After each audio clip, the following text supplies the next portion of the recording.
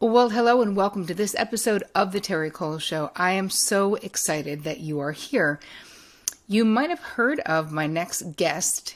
Her name is Ophira Edut, and she is one half of the AstroTwins. So these are celebrity astrologers, Ophira and Terri Edut, and they're better known as the AstroTwins. That is who they are. And I have known them for many, many years, but I've known Ophira in particular because Vic and I rented an apartment from them, and we just gave it back like 2 years ago. So for like 5.5 years, we shared. They were in one apartment, she and her husband, Ophira, and her daughter, and Vic and I were in this other apartment when we weren't upstate, and the apartments were connected by a closet that was cut out. So it was like a doorway. It was like this portal. And I cannot tell you how many people would either come, because I was also seeing therapy clients there, but I had so many friends and so did she. People were coming for astrology readings, for therapy, we would have like meditation parties and new moon parties. And there was so much going on. It was magical. And really, Ophira introduced me to astrology in a way. I knew, okay, I'm an Aries. That's what I knew about astrology. And Vic is a Pisces. That's basically what I knew. But I never really thought there was something to it. Do you know what I mean? I was like, astrology, I don't know. I'm more into the hard science or whatever. And that really, knowing the AstroTwins for, I don't know, the last 15 years, that has really impacted what I think about astrology and my interest in it. So anyway, every year they put out this beautiful book, and they're basically bringing the stars down to earth and sharing the most important dates of 2022 for love, career, and living your best life, basically aligned with the stars. So without further ado, please enjoy my conversation with one half of the AstroTwins, Ophira Edut, talking all about the stars and what is happening for 2022. I'm so excited to welcome one half of the AstroTwins, my friend Ophira Edut. Welcome to the show, Ophi. Hello. Hi, Terri. So exciting. I was saying at the top, I was telling my listeners at the top that before you and I became friends and basically lived in an apartments that shared I don't even know how to describe where we lived together, but we did.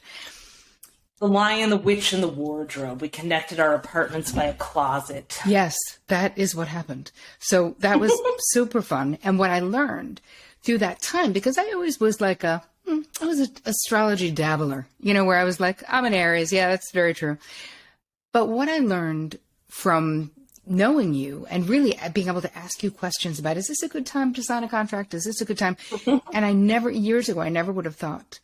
And when I sort of ignored, you were like, maybe don't do this because Mercury is retrograde right now, I would have so many problems. And I really became I continue to be astro curious and very interested. So I know that annually you guys put out this book, and it is the AstroTwins 2022 Horoscope, the complete yearly astrology guide for every zodiac sign. Oh, there we go.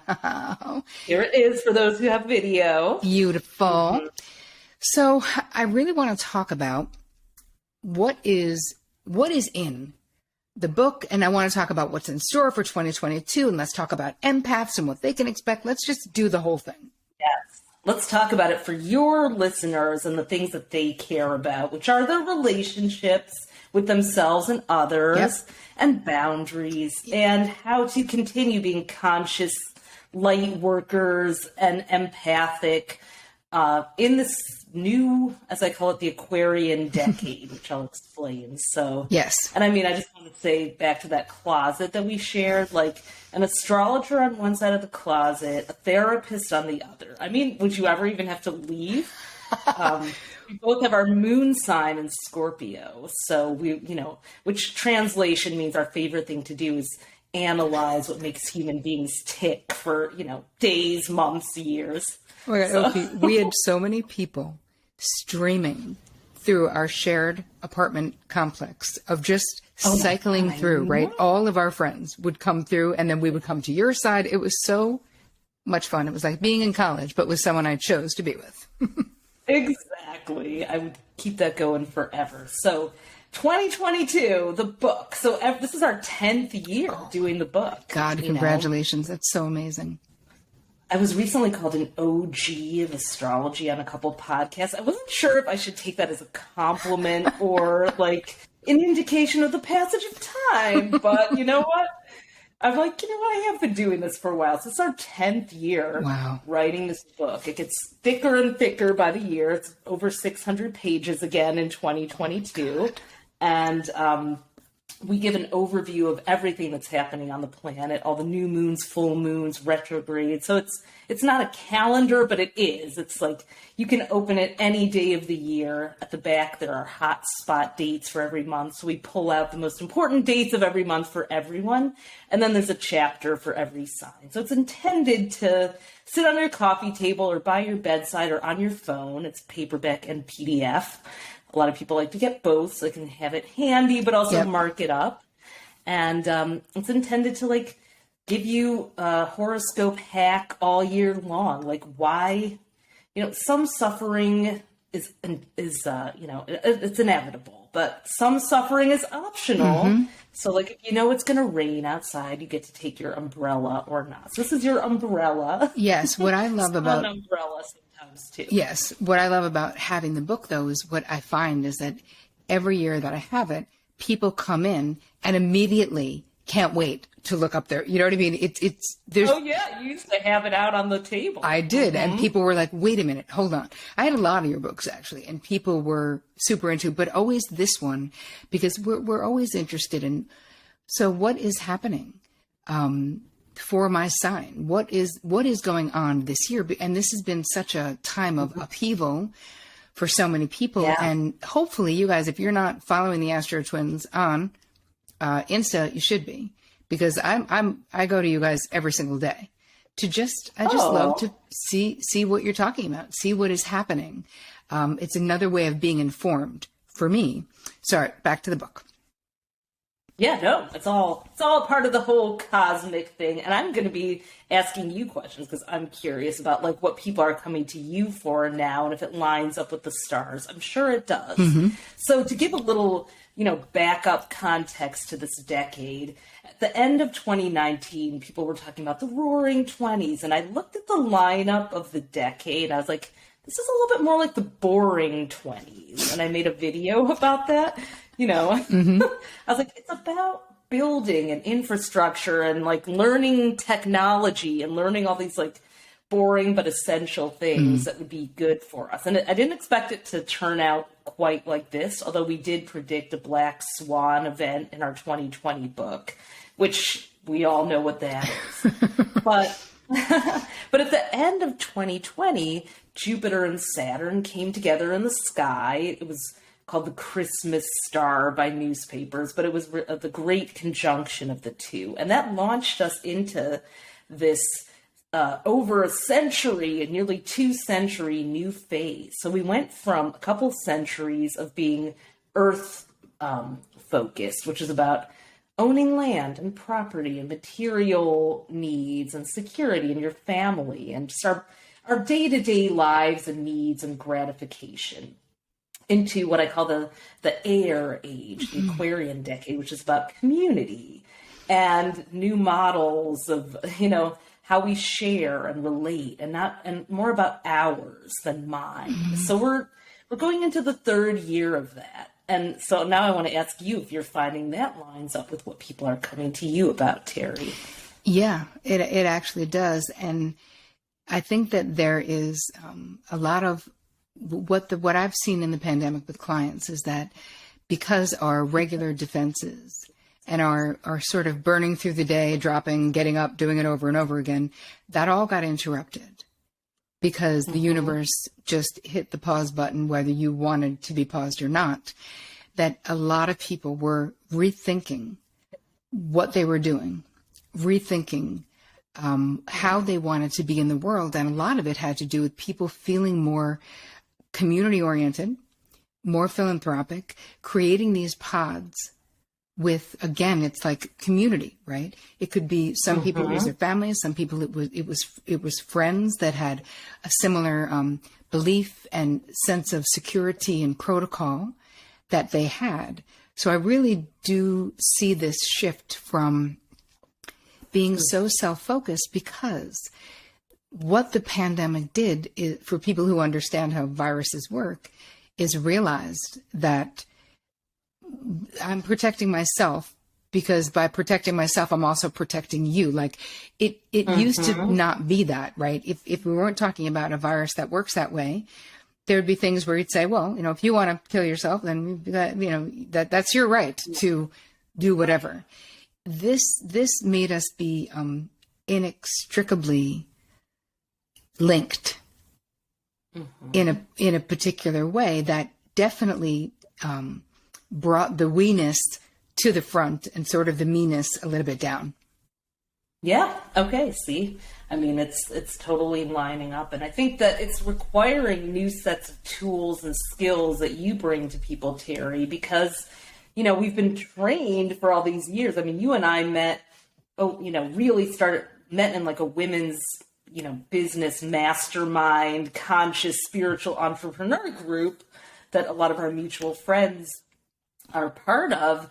But, it was a time of like, get your hustle on and, kind of very much about like, badass women getting theirs. And it's just so not what now that would seem tone deaf in some ways. So when I was looking at what this new decade is about, like there were two things that stood out to me. One was this Danish principle. I'm going to say it all wrong, but it's like Sansevard or something. The idea of like putting the needs of the community above the needs of the individual. And it's practiced there, apparently. So, and then a topic called relationship anarchy, which has been around for a while. That's about people, the 2 or 3 or 5 or whatever, however many people are in a relationship, whether it's a romantic one or friendship or a community, you make the rules for what works for the people in it, versus like, this is the model, this is what you do, then you do this, then you do this. Because I think a lot of people, there's a lot of talk of anxiety and that kind of thing. And I think that's an outgrowth of our collective spirits raising to a different dimension. My friend talks about going from 3D to 5D. I'm sure you have probably talked about that too. But we're moving out of this 3D embodied 5 senses reality into, being able to bend time and being able to, just experience a 6th sense readily. So we need new models for that. We do. And I think that there's so much societal change that has happened. Like you're saying, like, this is the way it is. It's not really true with the way that people are partnering, with the way that there is people being into polyamory, and not like that's brand new, but in a more outward way, with less shame and with more like, these are the rules, just like you said, these are the rules that we decide that this is what we are living by. These are the rules that we have agreed upon within this throuple. Let's just say if that's the situation, and that's a shift. That's a change. It used to not be legitimized, but there's a lot of changes in respect to that. And the same thing in the trans world. And like, we don't just have this, there's not just 2 genders. There's a whole new world that is opening up. And I feel like it's right aligned with what is happening with the stars. Exactly. The Aquarius is the sign of, it's a paradoxical sign, and it's the ruling sign of really the next 20 years. Pluto, which rules deep societal transformation, is going into Aquarius for the first time in over 250 years in March of 2023. So, and we wrote about that in the book too. So interestingly, that's when like the dollar was created as a currency and all these other things. So Aquarius is the sign of groups, but also radical individuality. And if you can make those seeming opposites work together in your life in 2022 and beyond, then you will be equipped. You have to leave space for, really radically doing you, but also for not doing it at the expense of others. Health, happiness, the Hippocratic oath of do no harm holds true no matter what. Yep. So how do you do you without bulldozing someone else or stepping on their rights? And we're really working that out. So what 2022's astrology is really calling for, we're calling it, and we have our intro in the book, it's called the Year of the New Abnormal. And that's why we chose this cover. We have a woman in a tiger suit. We have an alien for all the UFO interdimensional things happening. And then we have this mer person who's of whatever gender they choose to be. I love it. Because we have influences, I won't get into the astro geekery. It's all in the book, but, the bigger challenge for humanity in 2022 is we're not ready. We're never going back to the old normal. We don't have a new normal. So we have the new abnormal right now. And that's what 2022 is about. And we can have some fun with that, I wonder. We get to invent. I wonder, though, if, it's funny, how you describe that is something that in transformation and therapeutic process, I have termed it as the in-between. So it's like you said, what was working, like when you're therapeutically changing or transforming, the defenses, the strategies that used to work, you know too much. So like they don't really work anymore, but you haven't mastered like the new stuff either. So the in-between can be an uncomfortable place, but it can also be, like you said, a place of great opportunity to make conscious choices about how you want it to be. Yeah. It's like that closet between our apartments. The lion, the witch, and the wardrobe when you go into another space, a portal of sorts. So definitely. But it's true. That's interesting. The in between. I'm so happy. Of course, I'm not at all surprised. But I have been searching for people. Of course, there you are, who have something, to say about what this is. People with your level of experience in a practice, because it is a weird time, and we have to just go through it, and it's uncomfortable, and the only thing I can liken it to, when I gave birth to my daughter almost 12 years ago, which is kind of crazy. Wow. 11. I remember when it was time to give birth, I was like, I actually don't know what to do. I realized I ended up with a C-section, but I had not really paid very good attention in birth class, apparently. So I found myself in a situation where it's like, wow, they say this is natural, but I have no idea what to do right now. And my mind is spinning like a hard drive looking for references. It's like this. And I couldn't find any. And that was the first time I ever experienced that since I was probably a young child. So that's the weird, awkward metaphor that I am using for 2022. You may have nothing to reference but a blank slate, and therefore, if you find yourself in that state, then just let it be okay. Let it be that. Right. Okay, I can't look to the past, and the future looks foggy, so let me just stop and ground myself. Right. Allowing yourself to be, though, sort of in this present moment. There is, it's not lost on me what we've experienced in the last 2 years, and how much loss people have had, and how much pain and all the conflict. But also, we have had this collective traumatic and dramatic experience. And what happens, they call it traumatic growth. There's this thing that it's like post-traumatic growth, where, and I find this is true therapeutically, that painful and situations that sort of crumble our regular defenses, as I was saying before, when they're down, there's this opportunity for growth. There's this opportunity to recreate or create anew or change something. And so it isn't that I would never say to my clients, and I wouldn't think like, oh, anybody wanted a traumatic experience to happen. Of course we don't.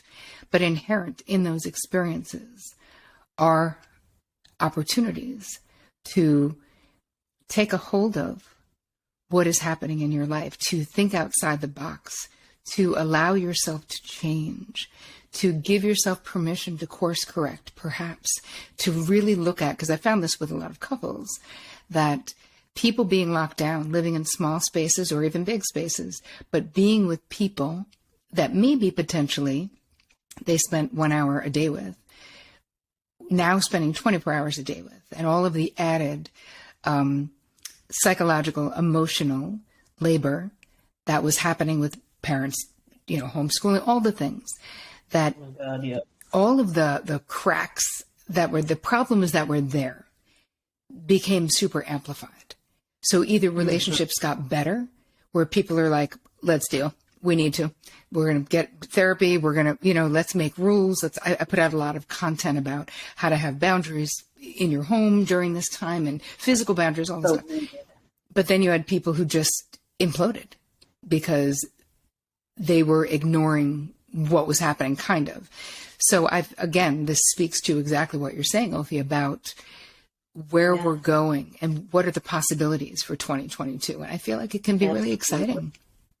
It can be, but you know what? I don't want to minimize that. I found myself actually doing something that I'm trying to practice not doing, which was being like, just be in the moment. That's not easy. I was listening to a new Enneagram book. I'm a 7, which is supposedly the person that's always busy doing a million things and doesn't always want to feel their feelings.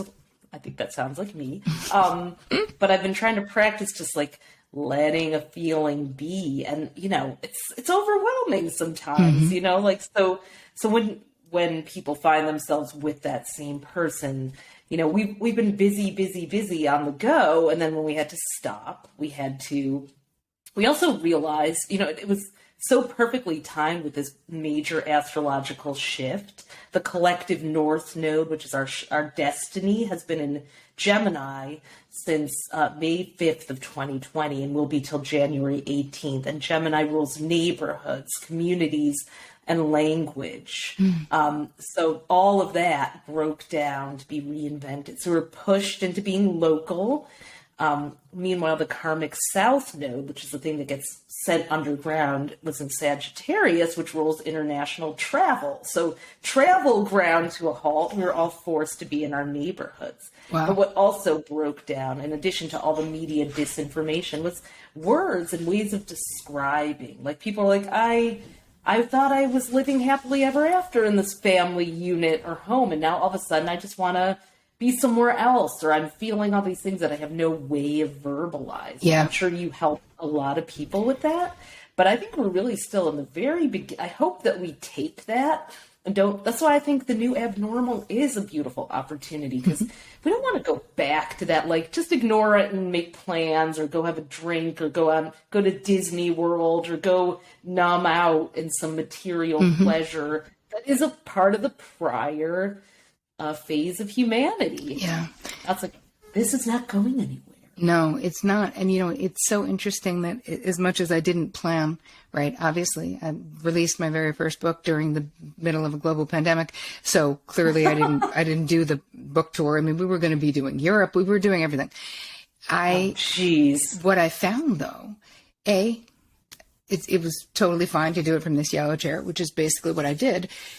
But it ended up really being the perfect time in a way that I couldn't have planned for this content, for this book, because people, I was thinking that right? too. Because people were like forced to just face, like you said, many of the ways that we would normally numb or escape or run away were not available to us. So people were like, wow, I have to handle this. I need to say no. I need to ask my partner to do more of these things. I feel overwhelmed. I need support. I need to ask for that support. I need to ask my family to wear a mask. And if they're not going to, then to not come in, even if they don't believe in the pandemic. Like, that was very hard for people pleasers and empaths. Very hard. Oh my God. So hard, so hard. And, I never even thought about like empaths and highly sensitive people and all those things until I read your book. I mean, I knew the terms and of course, and so, but I just was like, I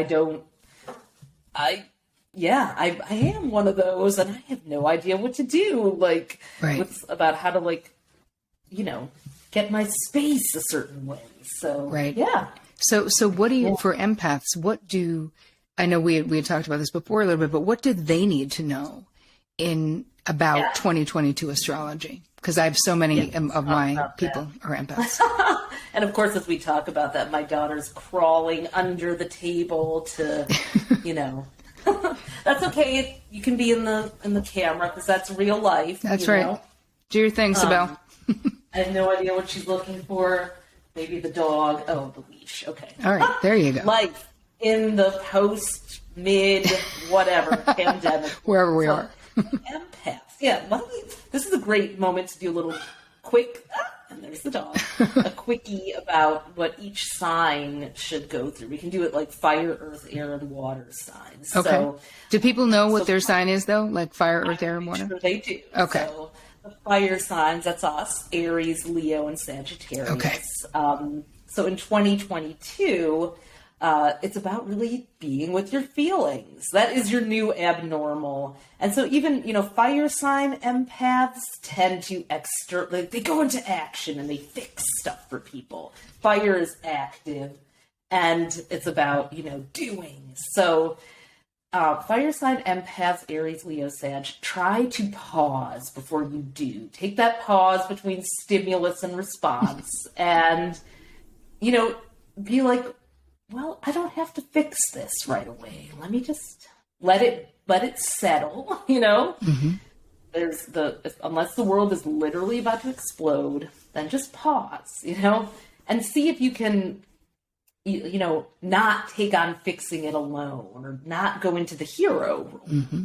I don't know if there's a term that you have for that. There probably is. High functioning codependency.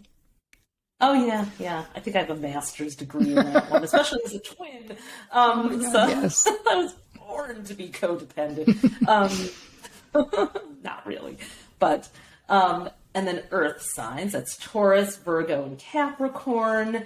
So, they tend to be quick to judge others, judge themselves, be perfectionistic. I'll fix it. I'll get it right. You try to fix yourself.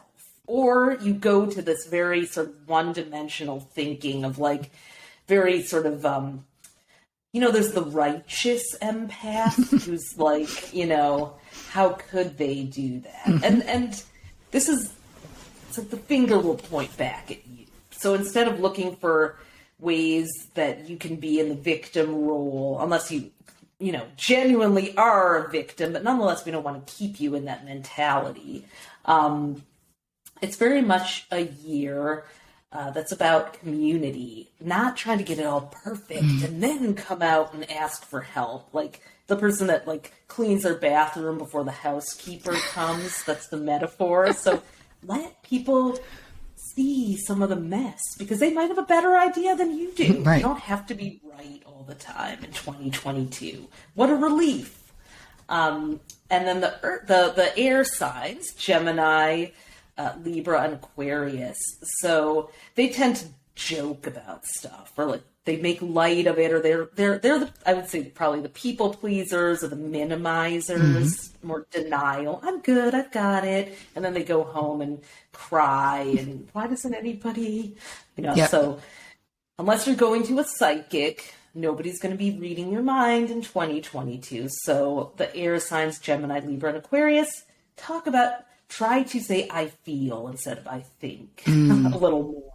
Maybe that's the opposite of most therapy advice, but for air signs who go to intellectual in their heads first, even if you at least tune into what you feel and have that conversation with yourself, and then talk about what you think or want. No, it's definitely very therapeutic I would say, how do you feel? And many clients, probably air signs, would say, well, I think, and I'm like, right, but that's not what I asked you.